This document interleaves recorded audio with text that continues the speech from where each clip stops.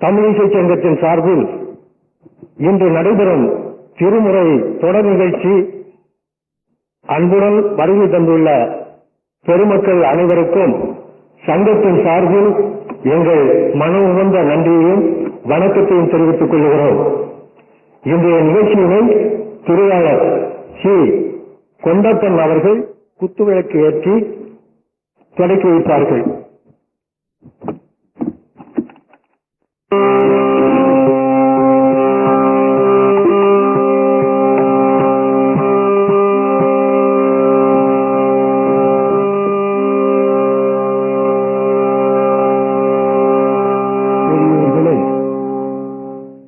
கடந்த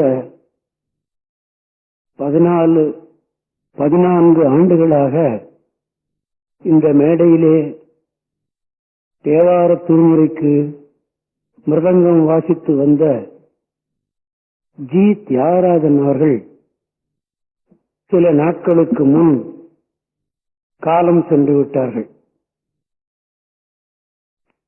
வயது 42. அவ்வளவுதான் அவருடைய வாழ்க்கை என்று அவன் எழுதியிருக்கிறான் போலும். சென்ற மாதம் இங்கே வாசித்தார்.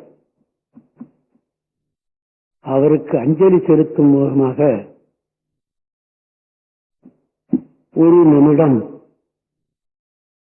பஞ்சாட்சரம் சொல்லிவிடுவோம். முதலில் பஞ்சாட்சரம் ஓதிவிட்டு நிகழ்ச்சிக்கு வருவோம்.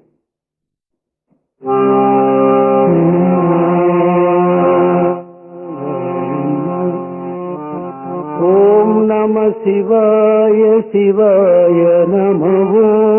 ஓம் நம சிவாய சிவாய நமோ. ஓம் நம சிவாய சிவாய நமோ.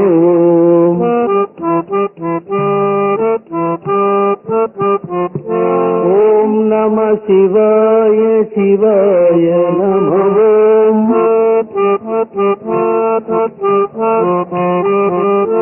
ஓம் நம சிவாய சிவாய நமோ.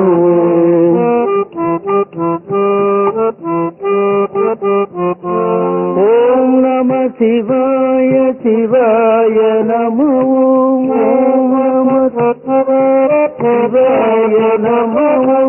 ஓம் நம சிவாய சிவாய நமோ.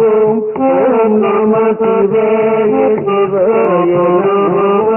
ஓம் நம சிவாய சிவாய நமோ. ஓம் நம சிவாய சிவாய சிவாய நமோ. சிவாய நமோ. சிவாய நமோ. சிவாய நமோ. சிவாய நமோ. நம பார்வதி பதயே.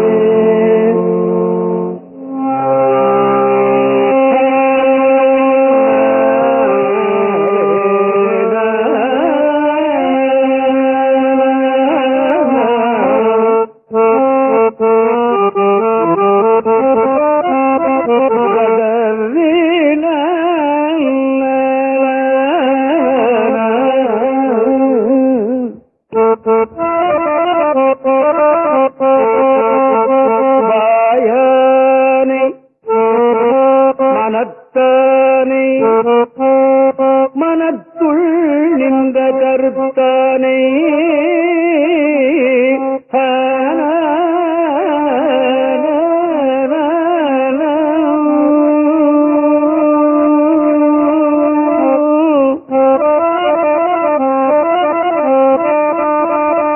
கருத்து அறிந்து முடிப்பான் தன்னை தூயானை வெள்ளை ஏற்றான் தன்னை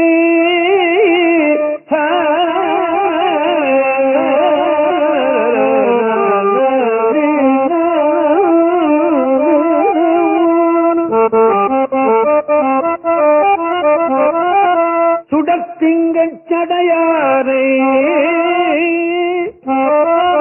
தொடர்ந்து நின்றன் தாயானை தவம் ஆய தன்மையானை தலையாய தேவாதி தேவர்க்கு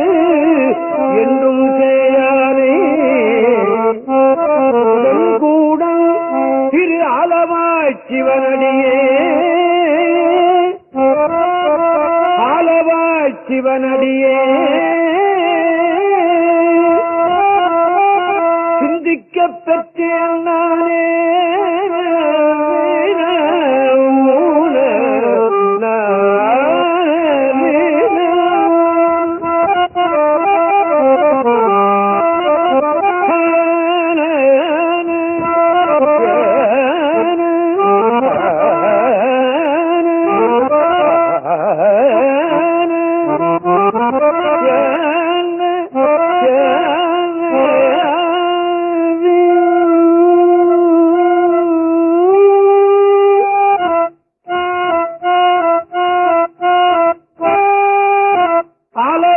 சிவனடியே சிந்திக்க பெற்றேன் நானே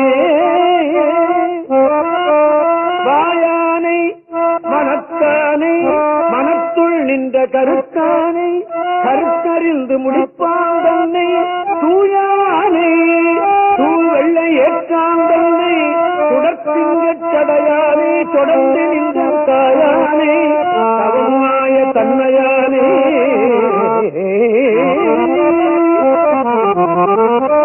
என் தாயானே தவமாய தன்மையானே தலையாய தேவாதி தேவர்க்கு என்றும் செய்யானே செல்கூடல் திருநாளவாய் சிவனடியே சிந்திக்க பெற்றேன் நானே ஆலவாய் சிவனடியே ஆலவாய் சிவனடியே சிந்திக்க பெற்றேன் நானே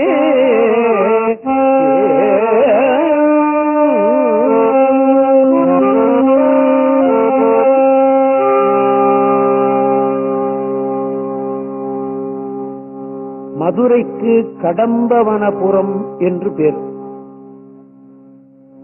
ஆலவாய் என்பதும் மதுரை என்பதும் நான்மாடக்கூடல் என்பதும் காரணப்பெயர். அந்த காரணப்பெயரை நான் இப்ப விளக்கி சொன்னேனே, ஆனால் நான் என்னுடைய நிகழ்ச்சிக்கு போகிறது சிரமமா இருக்கும். இப்ப சிதம்பரத்திற்கு தில்லைவனம் என்றுதான் பேர், தில்லை என்றுதான் பேர். தில்லை என்று ஒரு செடி. நான் உங்களுக்கு முன்னையே நினைவூட்டியிருப்பேன். நமது சிவாலயங்கள் இருக்கிற சிவன் ஒரு காலத்துல ஒரு மரத்தடியில தான் இருந்தது. அந்த மரத்தை வச்சுதான் அந்த ஊருக்கு பேர் இருக்கும். ஆலங்காடு, பனையபுரம், தர்பாரண்யேஸ்வரம் என்று வருவதெல்லாம் பின்னாலதான் இந்த கோயிலாக வளர்க்கப்பட்டது என்பது உங்களுக்கு தெரியும். அதுபோல தில்லை என்பது ஒரு செடி. அந்த செடிங்கிட்ட தான் அந்த கோயில் இருந்ததாக வரலாறு. இப்ப அந்த ஊர்ல தில்லை என்ற செடி இல்ல, பக்கத்துல ஏதோ சில ஊர்கள்ல இருக்கதாக எழுதியிருக்கிறார்கள். ஆக கடம்பவனபுரம் என்பதுதான் இது மதுரைக்கு பேர். ஆலவாய், மாடக்கூடல் இதெல்லாம் காரண பெயர். இப்போ நாம திருஞான சம்பந்தமூர்த்தி நாயனாருடைய வரலாறிலே அவர் இந்த சைவ சமயத்துக்கு செய்த பெரிய தொண்டு, இந்த சைவ சமயத்தை காப்பாற்றிவிட்ட பெருமை திருஞான சம்பந்தருக்கு உரியது. அப்படி அவர் காப்பாற்றி, மிகவும் காப்பாற்றுவதற்கு சிரமப்பட்டு காப்பாற்றிய இடம் மதுரை.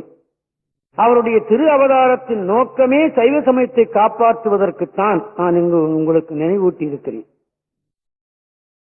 திருஞான சம்பந்தரும் திருநாவுக்கரசரும் சுந்தரரும் மாணிக்கவாசரும் முயற்சி செய்து இதை காப்பாற்றாவிட்டால் இது 7வது நூற்றாண்டிலேயே இந்த சமுதாயம் மண்மூடி போயிருக்கும்.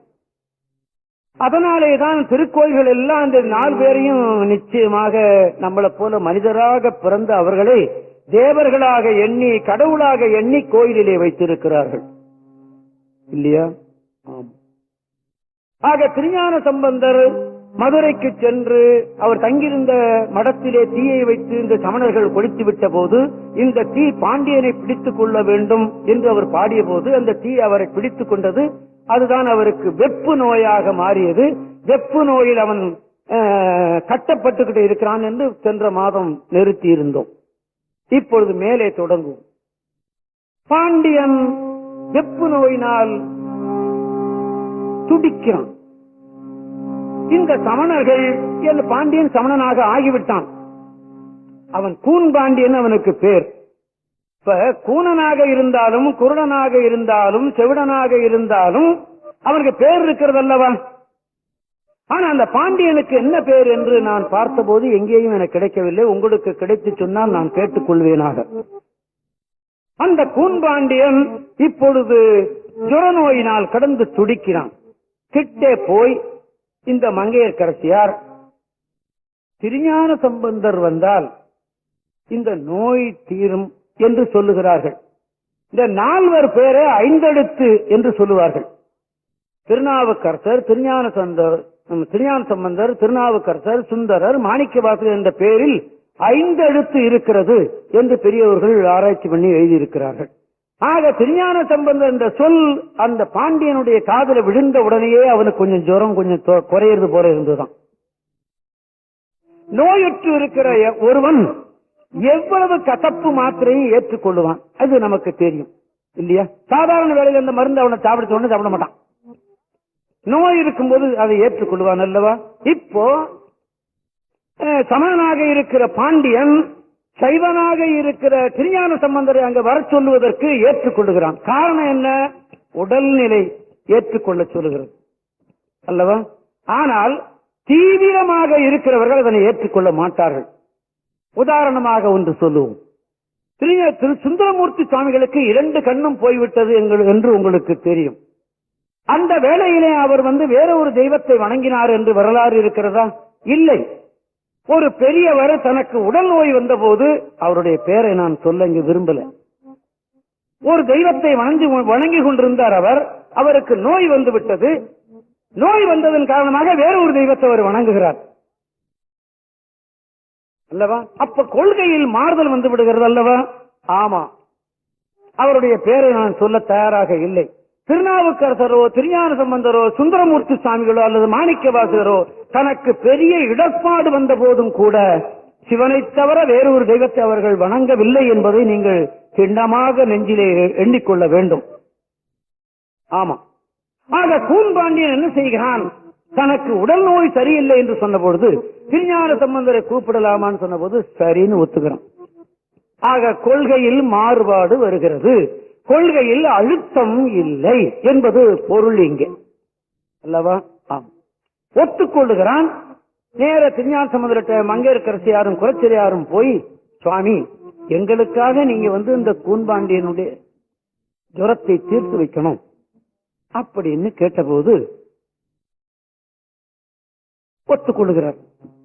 ஏன் அப்படின்னு கேட்டா, மங்கையர்க்கரசியாருக்கும் குலச்சிறையாருக்கும் அவர்களுக்காகவாவது போய்த்தான் தீரும் அல்லவா? ஆமா. அது கடவுளுடைய விருப்பமும் அது என்பதும் நாம எண்ண வேண்டியது ஒன்று. சரின்னு சொல்லிவிட்டு நேரா சரி பாண்டியனை போய் பார்க்கலான்னு வரல சுவாமி. அந்த தன்முனைப்பே இல்லாமல் இருந்திருக்கிறார்கள். சரி வர்றேன்னு சொல்லிவிட்டு நேர பாண்டியனிட்டு போகாம நேரம் ஆலவாய்க்குத்தான் போறார், சிவனிட்டு தான் போறார். அப்ப கேட்கிறார், சுவாமி நான் போய் அந்த சமணர்களால தீர்க்க முடியாத நோயை நான் போய் தீர்ப்பதற்கு உனக்கு சம்மதமானு கேட்கிறார். நான் தீர்த்து விடுவேன் ஆணவத்தோடு அங்கு செல்லவில்லை என்பதும் நாம எண்ண வேண்டியது ஒன்று. போயிருக்கலாம் அல்லவா? கிடையாது. நேர கோயிலுக்கு தான் போற. போய் சாமியை கேட்கிறார். அவரை கேட்கறது பாடலாக, அந்த பாடல் இருக்கிறது இன்றும்.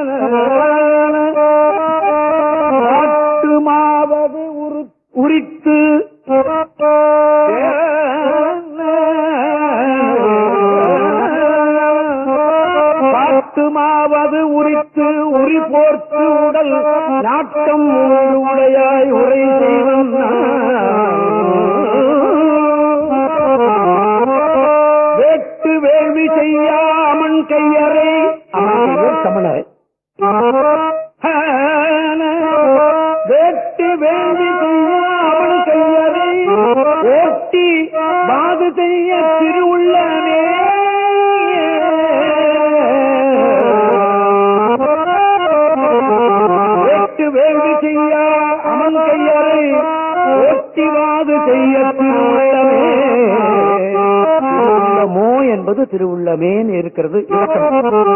காட்டு மாது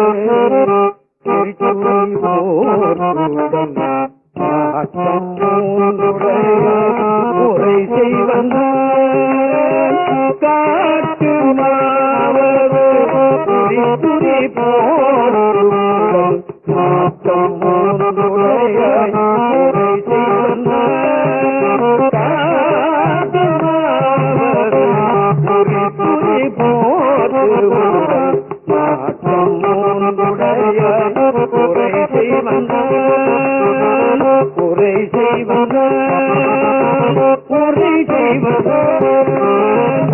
வேட்டு வேண்டி அமல் கையறு வேட்டு வேண்டி அமன் கையறை வேட்டு வேண்டி அமன் கையறை ஓட்டு பாவு கைய திருவுள்ளே வேட்டு வேண்டி அமன் கையறை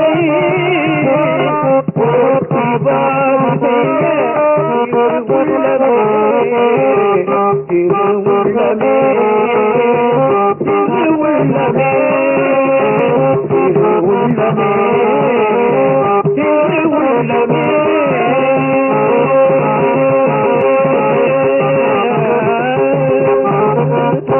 செந்தனா குரலும் திருஆலவா செந்தனா முரலும் திருஆலவா மந்தனே என்று வல்லமந்தாசர மந்தனே என்று வல்லமந்தாசர சந்தமா தமிழ் கேட்ட விஞ்ஞான சொந்தம் தோழரும் பழினிக்கவே சந்தமா தமிழ் கேட்ட விஞ்ஞானதும் சொந்தம் தோழரும் பழினிக்கவே பழினிக்கவே பழினிக்கவே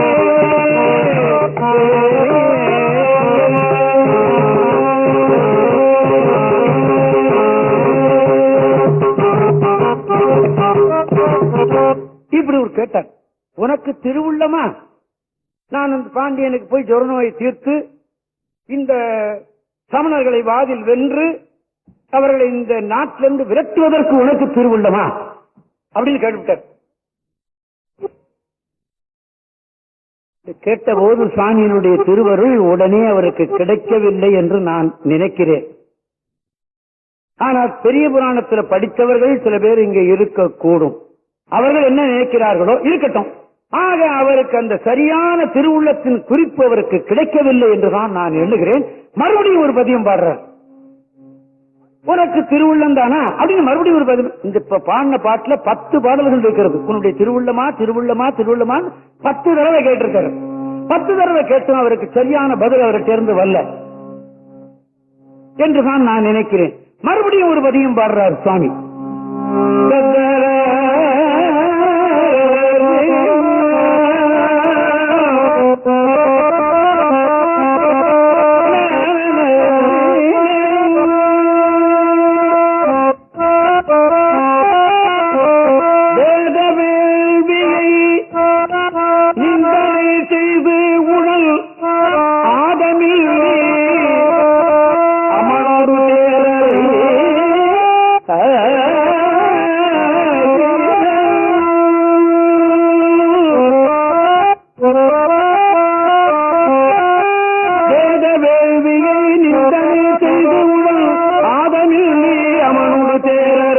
வாதில் வென்று அழிக்க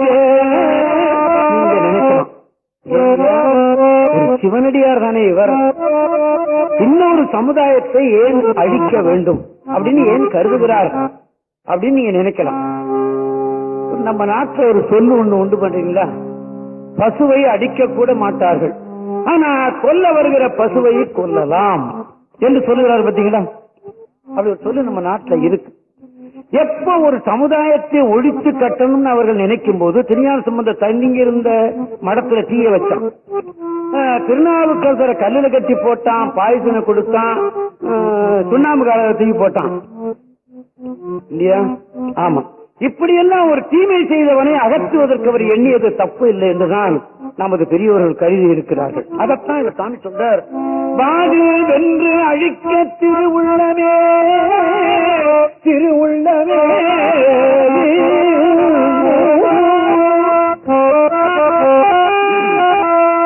பாதிமாதுடன் நாய பரமனே பரமனே திருவுள்ளமே.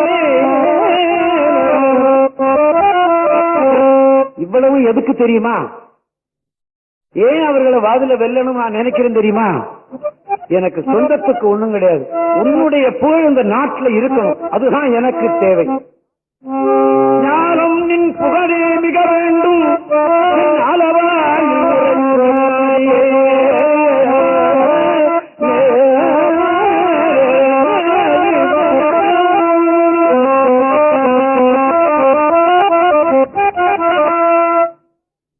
பாதிமாதுடனாய பரமனே ஞானம் நின் புகழே மிக வேண்டும்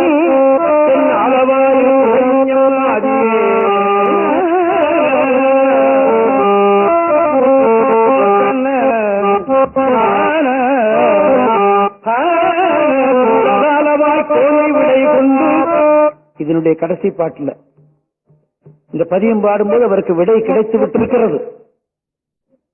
விடை கிடைத்து விட்டது அப்படி எப்படி தெரியுது? அவருடைய பாட்டுல இருக்கு. கூடலாளவாய் கோனை விடை கொண்டு ஆடன் வாடன் மேனி அமணரை வாட்டிட மாடக்காழி சம்பந்தன் மதித்தை பாடல் வல்லவர் பாக்கியவாளர் எழுதியிருக்கிறார். நமக்கு ஒரு வீடு சொந்தம்னு சொன்னா அதற்கு தஸ்தவேஜி நம்ம கையில இருக்கணும் இல்லையா? தஸ்தவேஜி கையில இருக்கும் போதே இல்லாத போக்கிருத்தனம் எல்லாம் நடக்குது இல்லையா? இல்லைன்னா இன்னும் ரொம்ப மோசமா போயிடும் இல்லையா? அதுபோல திருஞான சம்பந்தருடைய வாக்கு இருக்கிறது. இதுல கூடலாளவாய் கோனை விடை கொண்டு இந்த இரண்டாவது பேரத்தின் கருத்து தான் வருது. பாதம் மேனி அமலரை வாட்டிட மடக்காடி சம்பந்தம் மதித்தை பாடல் வல்லவர் பாக்கியவாளரே.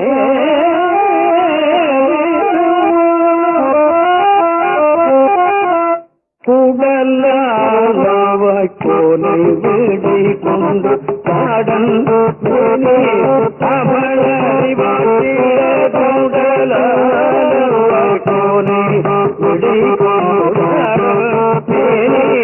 அமலரை வாட்டிட அமலரை வாட்டிட அமலரை வாட்டிட பாடக்காழி சம்பந்தம்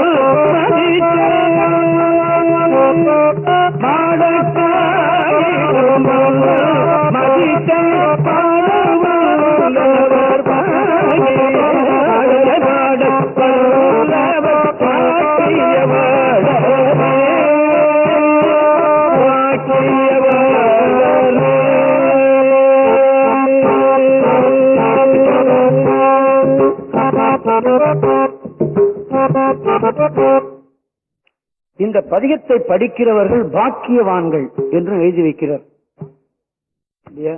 விடை கிடைத்து விட்டது இவருக்கு. நேர அரசியாரும் மந்திரியாரோடும் அரண்மனைக்கு செல்லுகிறார். அவன் சமணன், இவர் சைவர். ஆனால் மன்னன் என்ன சொல்லுகிறான்? அவர் வருகிறார், பெரியவர் வருகிறார் சொன்னோன்னா அவர் உட்கார்றதுக்கு ஆசனம் போடணும்ல, வேற எங்கேயோ போட்டிருப்பான் போல இருக்கு. மன்னன் சொன்னானா தலைமாட்டில போடு அந்த ஆசனத்தைன்னு சொல்லியிருக்கிறான். எவ்வளவு மரியாதை பாருங்க. ஆமா, அந்த மரியாதை அப்பவே அவருக்கு கிடைத்து விட்டது. வாதில வெல்றது அப்புறமா இருக்கட்டும் பார்த்துக்கணும்.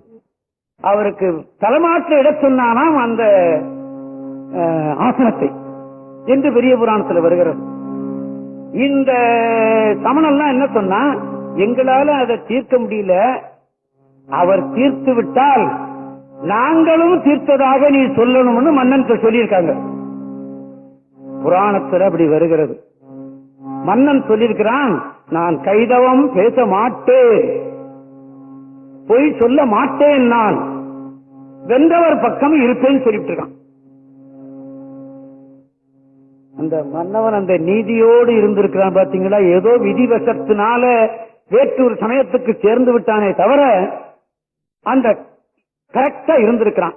இந்த இடத்துல பெரிய புராண பாடல் ஒன்று, அதனை நினைத்து பார்ப்போம். ஆலமே அமுதமாக உண்டு மாணவர்க்கு அளித்து காலனை மார்க்கண்டனை அடியேற்கு இன்று ஞானம் புகழே ஆக வேண்டும். நான் மறைகள் ஏற்றும் சிலமே அளவாயு சிவபெருமானே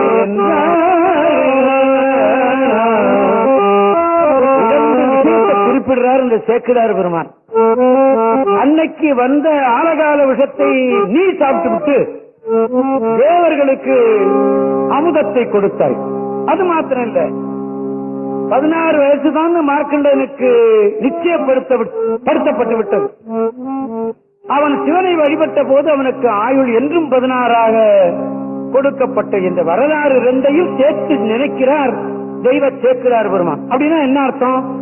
தேவர்களுக்கு வாழ்வை கொடுத்தாய், மார்க்கண்டேயனுக்கு வாழ்வை கொடுத்தாய், இப்பொழுது இந்த சமுதாயத்திற்கு நீ வாழ்வை கொடுத்து விடு என்று கேட்பது போல் இருக்கிறது இந்த தெய்வ சேக்கிழாருடைய பாட்டு.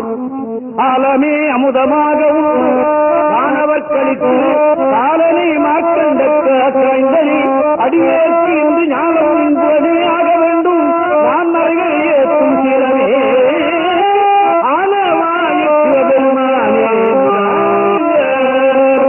இது பெருமானுடைய கருத்து. இந்த தேவாரத்தை எழுத்தா துருவி படித்து பார்த்தவர். ஆனா அப்படி சொல்லல பெரியவர்கள்லாம். தில்லையம்பல கூத்தனுடைய திருவருளினாலே தான் பெரிய புராணம் எழுதி வைத்தார்னு உமாபதி சிவாவும் சொல்லிவிட்டார். இப்படி அவர் தேவாரத்தை துருவி ஆராய்ச்சி பண்ணி படித்தார்னு சொன்னா அதை சைவ மக்கள் ஏற்றுக்கொள்ள மாட்டார்கள். தெய்வ சேக்கிழார் பெருமான் பெரிய புராணம் எழுதி முடித்ததுக்கு அப்புறமா மறுபடியும் அதனையே படித்துக் கொண்டிருந்தாராம். சிவன் இப்படியுமே எழுத செய்தானே அப்படின்னு என்று சொல்லுகிறார்கள். நான் என்ன சொல்றேன், ஐயா சிவன் பாட தில்லையம்பல கூத்தன் பாட வைத்தான் என்பது ஒரு பக்கம். இவர் தேவாரத்தை நன்றாக துருவி படித்துவிட்டு இந்த வரலாறை எழுதி இருக்கிறார் என்று நான் நினைக்கிறேன். அப்படி நினைக்கிறதுனால தப்பு ஒன்றும் இல்லையே, இல்லையா? ஆமா, அப்படி எழுதி வைக்கிறார். மன்னன் தலைமாட்டில் உட்கார்றார் சுவாமி. நாம இப்ப சாதாரணமா ஒருத்தர் சந்திச்சா ஐயா உங்களுக்கு எந்த ஊர்னு கேட்போம். அது போல பாண்டியன் கேட்கிறான், ஐயா உங்களுக்கு எந்த ஊர் அப்படின்னு கேட்கிறான். அப்ப சுவாமி என்ன பண்றாரு, ஒரு பதிகமே பாடி இருக்கிறார். எல்லாம் பார்த்துட்டான்.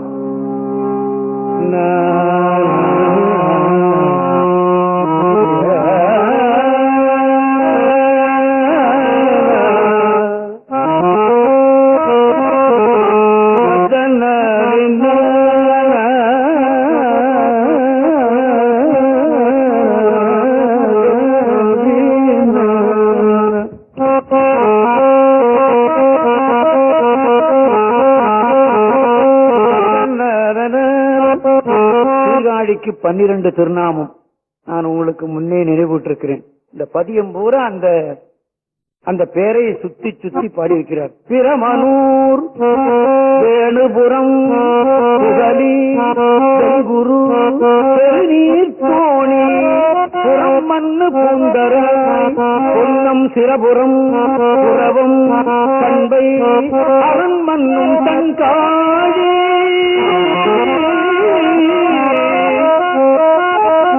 வயம் உள்ளிட்டு அங்கு ஆதியாய பரமனூர் 12 இந்த திருக்கல்மலம் நாம் பரவும். இதுல ஒண்ணும் நான் அந்த ஊர்ல தான் பிறந்தேன்னு சொல்லல, நாம் பரவும் ஊர் அது. இதுல ஆணவம் குறிப்பு என்பது கொஞ்சம் கூட காசுக்கு இல்லை. பரமன் பயிலும் ஊர் அது, நாம் பரவும் ஊர் அது என்று சொல்லிட்டார். பிரமனூர், வேணுபுரம், புகலி, வெல்குரு, திருநீர்த்தோணி புறம் மண்ணு புந்தர பொன்னம் சிறபுறம் புறவம் தந்தை அரண்மன்னும் சங்காணி சிவயம் உள்ளிட்டு அங்காதியாய கரமம் பன்னிரண்டாய் இந்த திருக்கமலம்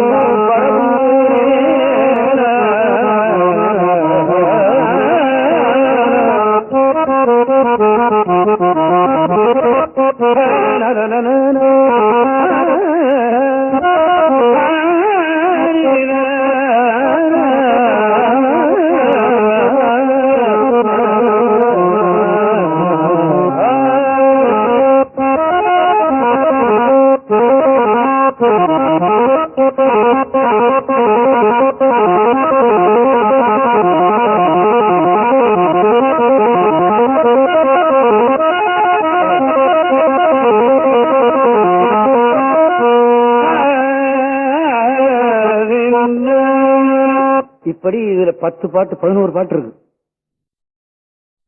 இந்த பாட்டை சுவாமி பாடணும்னா திருக்கழுமரம் சீர்காழி இருக்கு ஊர்னு அவன் தெரிந்து கொண்டான். இந்த வேளையில இந்த எதிர்கட்சிக்காரனா இருக்கானே சமணர்கள், அவன் 8000 பேர் இருந்தார்கள் என்று வரலாறு சொல்லுகிறார்கள். 8000 பேர் இருந்தான்னா சும்மா இருப்பானா? அவன் கூச்சி போன இவன் என்ன செய்யறது, இவன் என்ன பார்க்க நாம பார்க்கிறோம். அடுத்தபடி நாம அந்த ஏப்ரல்ல பார்ப்போம் இல்லையா? எதிர்கட்சிகள் போடுற கூட்டம் கூச்சல், அந்த தலைவன்களை எவ்வளவு இழிவா பேசணுமோ அவ்வளவு இழிவா பேசுறாங்க நாம பாக்குறோம். அது எனக்கு கொஞ்சம் கூட பிடிக்கல. ஏதோ நாங்க வந்தா இதை சாதிப்போம் அதை சாதிப்போம் சொல்லலாம். இந்த தலைவனாக இருக்கிறவனு எவ்வளவு மட்டமா பேசணுமோ அவ்வளவு மட்டமா பேசுறது எனக்கு பிடிக்கல. இது அரசியல் வேண்டாம், விட்டுறேன். நான் எந்த கட்சியும் சார்ந்தவன் அல்ல. அப்படிதான் அவனும் கூச்சல் போட்டிருக்கான். இந்த கூச்சல் போட்ட போது திருஞான சம்பந்தருக்கு வயசு 10 வயசு இருந்திருக்கலாம், அல்லது 12 வயசு இருந்திருக்கலாம். இவர்கள் எத்தனையோ வயதானவர்கள், 8000 பேர் எல்லாருமா சேர்ந்து போய் அவர் மேல விழுந்தா கூட அவர் காலி ஆயிடுவார் அப்படின்னு பயப்படுறாங்க. இந்த மானினே மங்கையர்க்கரசியார், ஐயோ சின்ன குழந்தையாச்சே. தாய்மை நான் முன்னே உங்களுக்கு நினைவூட்டி இருக்கிறேன். திருஞான சம்பந்தர் உமையம்மையினுடைய பாலை குடித்தார் என்று சொன்ன உடனேயே, கேட்ட உடனேயே மங்கையர்க்கரசியாருடைய மார்புல பால் சுரந்ததான். கேட்ட உடனே பால் சுரந்ததான். இத ஒரு பெரியவர் எழுதி வைக்கிறார். உமையம்மையை கூப்பிட்டு திருஞான சம்பந்தருக்கு பால் கொடு என்று சிவன் சொன்னதுக்கு அப்புறமா கொடுத்தாங்க. அவள் உயர்ந்தவளா? திருஞான சம்பந்தர் பால் குடித்தாள் சொன்ன உடனே அந்த அம்மாவுடைய மார்புல பால் சுரந்ததே அவ பெரியவளா என்று கேட்கிறார் ஒரு பெரியவர். அதாவது வினாவுரை மாதிரி கேட்டாங்க. உமையம்மைக்கு ஈடு சொல்ல முடியாதுதான். அந்த கவினுடைய உயர்வுல அப்படி சொல்லுகிறார்கள். அந்த அம்மா என்ன நினைக்கிறார்கள், ஐயோ சின்ன குழந்தையாக இருக்கிறார்களே திருஞான சம்பந்தர், இந்த பசங்கள்லாம் மேல போய் விழுந்தான்னா அவருக்கு ஏதாவது ஹானி ஏற்பட்டுருமோ என்று அவர்கள் அஞ்சுகிறார்கள். இத குறிப்பால் உணர்கிறார் திருஞான சம்பந்தர். அப்போ ஒரு பதியம் பாடுறார், மானின் நேர்விழி மாதராய். அந்த அம்மாவுக்கு மானின் நேர்விழி தான் பேர் இருந்திருக்கிறது. ஆராய்ச்சியாளர்கள் அப்படித்தான் சொல்லுகிறார்கள். மங்கையர்க்கரசியார் என்கிற பெயரை திருஞான சம்பந்தர் தான் சூட்டினார் என்று சொல்லுவார் டி.என். ராமச்சந்திர ஐயர் அவர்கள். ஆக மானின் நேர்விழினே ஒரு பாடல் பாடுகிறார், ஒரு பதியம் பாடுறார். மானின் நேர்விழி மாதராய் வடுதிக்கு மாபெரும் தேவிகள் பானல்வாய் ஒரு பாலன் ஈங்கிவன் என்று நீ பரிவெய்திடே, ஆனை மாமலை ஆதியாய இடங்களில் பல அல்லல் சேர் ஈழகற்கு எளியேனலை. சொல்ல முடியுமா? 8000 பேர் நிக்கிறாங்க, ஈன பசங்க, பேய் பசங்க, சேட்டை அப்படின்லாம் சொல்றாரு. என்ன தைரியம் பாத்தீங்களா? அதற்கு என்ன காரணம் சொல்றார் தெரியுமா? அவர் சொக்கன் என் நெஞ்சுக்குள் இருக்கிறான். சொக்கநாசாமி என் நெஞ்சுக்குள் இருக்கிறான், ஆனதுனால இந்த ஈன பசங்களுக்கு நான் எளியே நல்லேன் என்று ஒரு திருப்பதியும் 11 பாட்டு வருகிறது.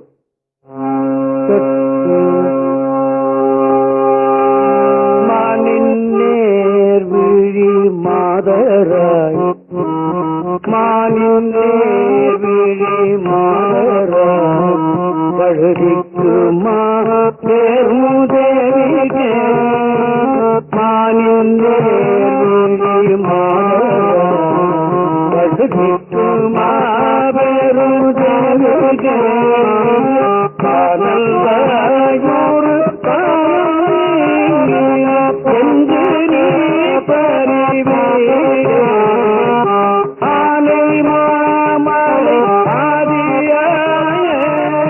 மதுரைக்கு பக்கத்துல ஆனைமலை சிம்மமலை என்று இருக்கிறது. நீங்க பார்த்திருப்பீங்க. அது எட்ட இருந்து பார்த்தா ஆணை படுத்திருக்கிறது போல இருக்கும் அந்த மலை. அங்கதான் அவர்கள் பெரும்பகுதி இருந்தார்களாம். அதத்தான் சாமி சொல்றாரு. ஆனை மாமலை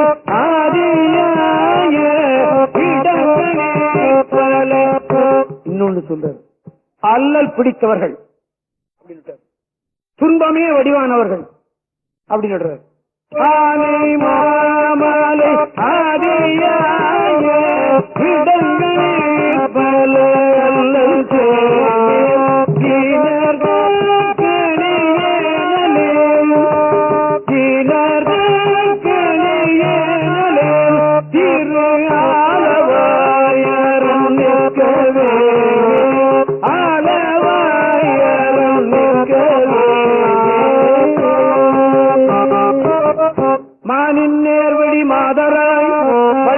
மாபெரும் தேவிகே பாடல் வாயம் பாலன் இவன் என்று நீ பரிவெய்தினே.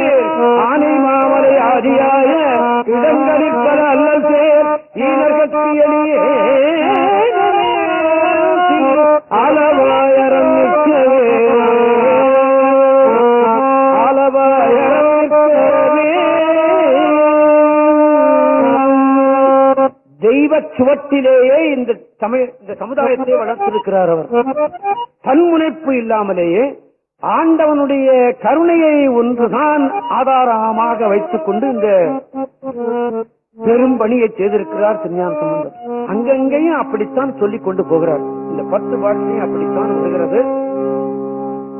இந்த பதியம் முடிந்ததுக்கு அப்புறமா சுவாமி என்னுடைய நோய் தீரணும். இவங்க 2 பேரும் அடிச்சுக்கிட்டு நிக்கிறதுல இவன் தான் எருதும் எக்காலம் போட கூட இருந்த கட்டபல் செஞ்சதுங்கிறது மாதிரி இவர்கள் எடுத்துக்கொண்டதுல இவன் நோயில கடந்து வைக்கிறான். அப்போ நோய் தீரணும் அப்படின்னு அவன் விண்ணப்பம் செய்யறான். சரின்னு சுவாமி என்ன பண்றார்? அப்ப அதுக்குள்ள அந்த சமணர்கள் என்ன சொல்றான்? அத வேண்டாம், இந்த உடம்புல பாண்டியனுடைய உடம்புல இடது பக்கம் இருக்கிற நோயை நாங்க தீர்த்து விடுவோம், வலது பக்கம் இருக்கிற நோயை அவர் தீர்த்துடும் அப்படின்னு சொல்றான். இது வைத்தியத்துறையில கேட்டா இப்படி நடக்குமா? ஏதோ ஜுரம் உடம்பு பூரா கொஞ்சம் கொஞ்சமா குறைஞ்சிட்டு தான் வரும். இந்த பக்கம் இல்ல இந்த பக்கம் இல்ல, இந்த தலைவலியில தான் ஒத்த தலைவலி, ரெண்டு பக்கம் தலைவலின்னு சொல்லி நான் கேள்விப்பட்டிருக்கேன். இந்த ஜுரத்தை இப்படி தீர்க்கிறதுங்கிறது முடியாது. அவன் சொன்னானா இடது பக்கம் இருக்கிறத நான் தீர்த்து விடுறேன், வலது பக்கம் இருக்கிறத அவர் தீர்க்கட்டும் அப்படின்னு சொல்லிட்டான். சரின்ட்டாரு. அதுக்கு ஒரு சரின்னு சொல்லிட்டார். அவன் ஒருத்தன் சொன்னா, கடலை வெட்டினவன் மணலை எங்கடா கொட்டினான், அவன் அந்த கரையில கொட்டிருக்கான். அந்த கரையில தெரிஞ்சாதான் நமக்கு போய் பார்க்க போறான். அந்த மாதிரி அவன் இடது பக்கம் நான் தீர்த்துறான், வலது பக்கம் நீ அதுக்கு ரெடின்னு தருவர். சரின்ட்டு அவன் இடது பக்கம் என்ன பண்ணா, அவனுக்கு கையில இந்த மயிர் பீலிகை வச்சிருப்பாங்க, இந்த குண்டிகை வச்சிருப்பான். அதுல தண்ணியை விட்டு ஏதோ ஒரு மந்திரத்தை சொல்லி தடவினான். அந்த நோய் போகல என்றுதான் பெரிய புராணம் சொல்லுகிறது. இவர் என்ன செய்தார்? சரின்ட்டு தன்னுடைய மடியில இருந்த விபூதி பையை, அப்ப இருந்த சைவர்கள் மடியில விபூதி பை வச்சிருப்பாங்க. இப்ப சைவர்கள்லாம் விபூதி பூசுறதே கஷ்டம், மடியில எங்க பை வைக்க போறோம் இல்லையா? அப்படி இந்த மடியில இருக்கிற பையை எடுத்தார். இந்த விபூதியை எடுத்து அவர் மேல பூச போறாருன்னு சொன்ன உடனே திருவிளையாட புராணத்துல ஒரு செய்தி வருகிறது. இந்த விபூதி எடுத்த உடனே பூசாதேன்னுட்டான், பூசக்கூடாதுன்னுட்டான். அவன் சொன்னது தப்பு இல்லையா? இவன் தண்ணியை விட்டு அந்த மயிர்பீனை தடனா, அதே மாதிரி இவர் விபூதியை தடப்புற, ஏன் தட வேண்டாம்னு சொல்றான்? அது தப்பு தானே. திருவிளையாட புராணத்துல இதுக்கு வேற ஒரு மாற்று வருகிறது. இப்படி விபூதி அவர் தடவின போது அவன் கேட்டானா, இது சாம்பல் தானேன்னு கேட்டானா. ஆமா அப்படின்னு பசுஞ்சாணத்துல இருந்து சுட்டு எடுத்தது தானே, இது சாம்பல் தானே அப்படின்னு சொன்னா ஆமான். அப்படின்னு சொல்லிட்டாரு. அப்ப சாம்பலை கொண்டாந்து பூசு, உருட்ட இருக்கிற விபூதியை பூசக்கூடாது அப்படின்னுட்டான். சரின்னு சொல்லிட்டு அவர் என்ன பண்ணார், கோயில்ல மடப்பள்ளியில இருக்கிற சமைச்சதுக்கு அப்புறமா அந்த மடப்பள்ளியில இப்பெல்லாம் கோயில்கள்ல கூட கேஸ் எல்லாம் வாங்கி வச்சுட்டாங்க, இல்ல கோயில்ல கூட கட்டை எரிக்கிறது இல்ல. அந்த கட்டை எரிஞ்சு இருக்கிற சாம்பலை போய் அடிக்கிட்டு வர சொன்னார். அதைத்தான் தடவினார் என்று திருவிழாட புராணம் சொல்லுகிறது. ஆனா பெரிய புராணத்துல இருக்க ஆதாரம் இல்லை.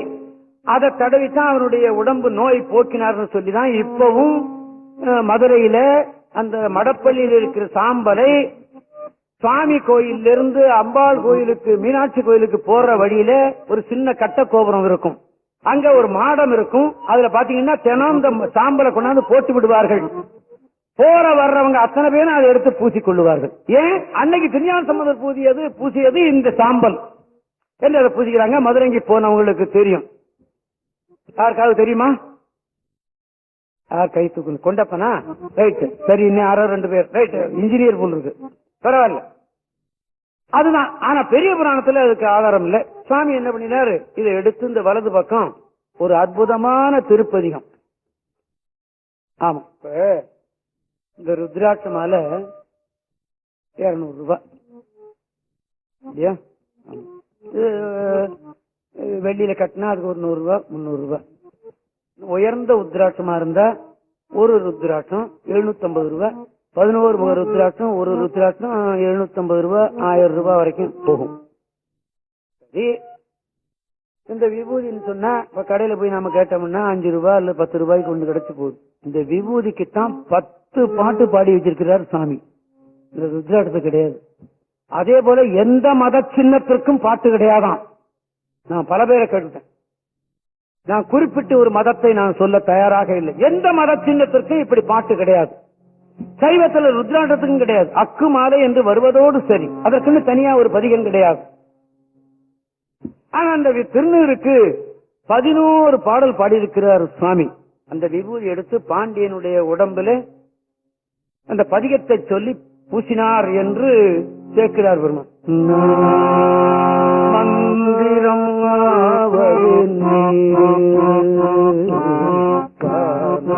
மேலது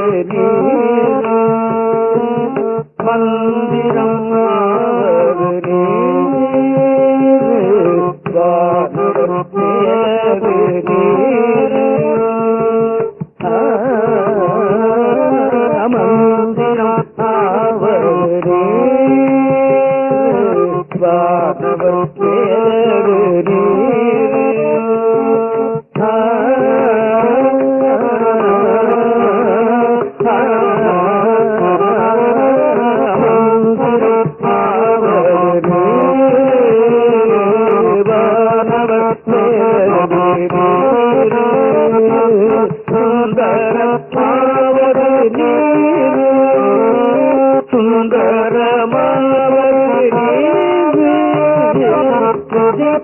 படுவது நீர் சுந்தரம் பாவது நீர் படுவது நீர் தந்திரமாவது நீர் சமயத்தில் உள்ளது நீர் தந்திரமாவது நீர் சமயத்தில் உள்ளது நீர் செம்புவர் வாயுவதாந்து ஆலவயாந்து செம்புவர் வாயுவதாந்து ஆலவயாந்து திருநீரே திருநீரே. அதுல நாம சந்தோஷப்பட வேண்டியது ஒன்று, திருஞான சம்பந்தமூர்த்தி நாயனார், திருநாவுக்கரசு நாயனார், சுந்தரமூர்த்தி நாயனார் இதெல்லாம் பாடியது அத்தனை இசையோடு பாடப்பட்டது. ஆமா, ரொம்ப பெருமை கொள்ள வேண்டியது நாம இல்லையா? திவ்ய பிரபந்தம் இசையோடு பாடப்படவில்லை, நடுமத்தில் தான் இசை அமைத்தார்கள் என்று சொல்லுகிறார்கள். அது என்ன உண்மையோ அது தெரியாது, அதை விட்டுறேன் நான். ஆனா தேவாரம் இசையோடு பாடப்பட்டது இல்லையா? ஆமா, நிச்சயமாக. அது மாத்திரம் இல்ல, இசையில பாடினால் அது காம உணர்ச்சியை உண்டாக்கும் சொன்ன சமணன். இசை காம உணர்ச்சியை உண்டாக்கும்னு சொன்னான். அதனால இசை பாட மாட்டான், தேன் குடிக்க மாட்டான், இரவில சாப்பிட மாட்டான், நின்றுகிட்டே சாப்பிடுவான், உட்கார்ந்து சாப்பிட மாட்டான், ஆடை உடுக்க மாட்டான். இதெல்லாம் அவருடைய மத சம்பிரதாயம். இப்ப நாம ஆடை உடுக்காம போவோமா? கடவுள்கிட்ட கொண்டு அது சேர்த்து விடும் என்று நிரூபித்தவர்கள் தான் திருஞான சம்பந்தர். அவர் பாடியாருக்கா காம இச்சை வந்ததுன்னு வரலாறு இருக்கா? இல்ல, அது இறைவனை சேர்க்கிற பாலம் அது என்றுதான் நிரூபித்தார்கள். ஆக இறை இசையோடு பாடினார், இந்த திருநீரை அவனுக்கு பூசினார். அதுல ஒன்று சொல்லப்படுகிறது, அது எந்த அளவுக்கு நீங்கள் ஏற்றுக்கொள்ளுவீர்கள் என்று எனக்கு தெரியாது. இந்த பக்கம் இருந்த ஜுரம் பூரா இந்த பக்கம் வந்திருக்குன்னு சொல்றாரு. அவன் சொன்னா பாருங்க, இந்த பக்கம் தீர்த்து நான் தீர்த்து விடுறேன், இந்த பக்கம் நீ தீர்த்து விடுறேன்னு சொல்ல. இப்போ இந்த பக்கம் அவன் தீர்க்க முடியல, இந்த பக்கம் அவர் பூசினார். இந்த பக்கம் இருந்த ஜுரம் எல்லாம் இந்த பக்கம் போயிட்டான். அது எந்த அளவுக்கு நீங்கள் ஏற்றுக்கொள்ளுவீர்கள் என்பது எனக்கு தெரியாது. ஆக அந்த மாதிரிதான் நடந்தது. ஆக ஒரு பக்கம் நோய் இல்லாத உடல், ஒரு பக்கம் நோயுற்ற உடல். இப்ப பாண்டியன் கடந்து துடிக்கிறான், சுவாமி இந்த பக்கமும் கொஞ்சம் விபூதியை தடவி சரி பண்ணிடுங்கன்னு கேட்கிறான். ஆமா. அப்புறம் தான் மறுபடியும் என்ன பண்ணாரு, பாக்கியர்கள பாடலாம் பாடி இந்த பக்கம் விபூதியை தடவினார், பூசினார் என்று வரலாறு இருக்கிறது. வேதத்தில் உள்ளது நீர் தீர்ப்பது தருவது நீர், தவிர்ப்பது நீர், ஓதத்தகுவது நீர், உண்மையில் உள்ளது நீர், சீத புனல் வயல் சூழ்ந்தது ஆலவாயான் திருநீரே, தருவது நீர், முனிவர் அணிவது நீர், சத்தியமாவது நீர், தற்போர் புகழ்வது நீர், சக்தி தருவது நீர்,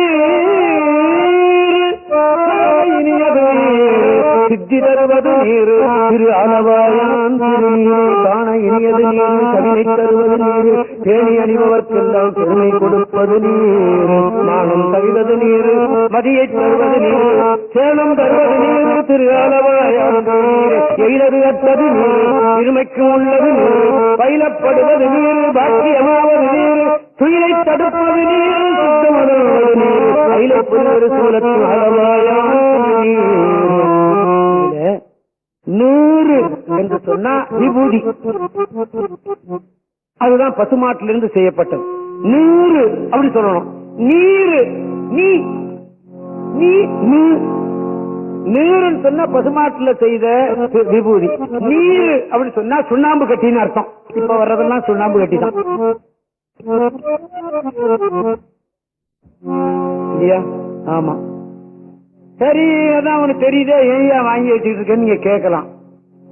என்னால செய்ய முடியலையே, நான் முடிஞ்ச போது செய்து பூசிக்கிட்டு இருந்தேன். இப்போ யாராவது செய்திருந்தா கொஞ்சம் வாங்கிக்கிறேன், ஜெபம் பண்ணும் போது அதை உபயோகப்படுத்திக்கிறேன். இல்லையா? நான் தினந்தோறும் 1008 பஞ்சாட்சரம் சொல்லுவேன். அப்பதான் அதை நான் உபயோகப்படுத்திக்கிறேன். அதை நான் வெளியில எல்லாம் எடுத்துக்கிட்டு வர்றதில்லை, என்னால முடியுது. போன மாசம் எனக்கு மிக வேண்டியவர்கள் ஒருத்தர் காஞ்சிபுரத்தில் இந்த அம்மா வந்திருக்காங்களா, இந்த மாசம் மீனாட்சி, அவங்க கொண்டு வந்து கொடுத்தாங்க. எனக்கு என்னமோ பெரிய சொத்து கிடைச்சது மாதிரி அப்படியே வாங்கி கொண்டு போய் அப்புறம் அவங்களுக்கு லெட்டர் எழுதினேன், திருநீர் கொண்டாந்து கொடுத்தீங்க, ரொம்ப சந்தோஷம் அப்படின்னு. இந்த வாரம் வரல, இந்த மாசம் அவங்க வரல, அத பத்திரமா வச்சிருக்கேன் நான் அப்படியே. மீனாட்சியா அதை எந்திரிச்சு நிக்கிறேன். அவன் இந்த அம்மா, அந்த பொண்ணோட அம்மா தான் எனக்கு காஞ்சிபுரத்துல இருந்து கொண்டாந்து கொடுத்தாங்க. அந்த பொண்ணு கடிதம் எழுதினேன், அம்மாவுக்கு சொல்லு ரொம்ப சந்தோஷம்னு. ஆக அந்த விபூதி நான் கிடைச்சதுன்னு சொன்னா அப்ப அதை வச்சிருக்கேன், வாங்கி வச்சிருக்கேன், இன்னும் கூட வாங்கி வச்சிருக்கேன். திருவத்தியூர்ல ஒரு நண்பர் போடுறாரு, அவர்கிட்ட கொஞ்சம் வாங்கி கொண்டாந்து வச்சுக்குவேன். ஆக இதுதான் நீர் நீர் என்பது.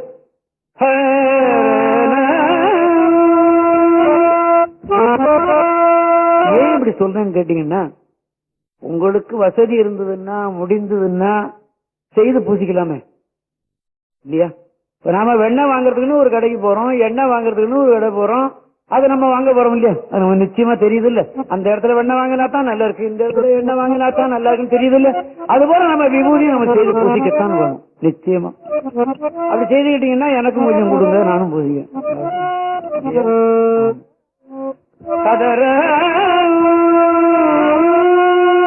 செய்யாது பூசையினியது நீர் புண்ணியமாவது நீர் பேசையினியது நீர் பெருந்தவற்றோர்களுக்கெல்லாம் ஆசை கெடுப்பது நீர் அந்த வதாவது நீர் தேசம் புகழ்வது நீர் திருவாலவாயான் திருநீர் அவலமறுப்பது நீர் வருத்தம் தணிப்பது நீர் வானமளிப்பது நீர் பொருத்தம் அதாவது நீர் புண்ணிய போகும் நீர் திருத்தகு மாளிகை சூழ்ந்த திரு ஆலவாயான் திருநீர்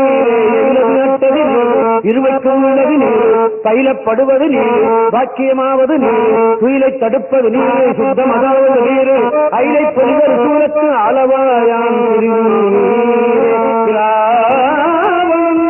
நீர்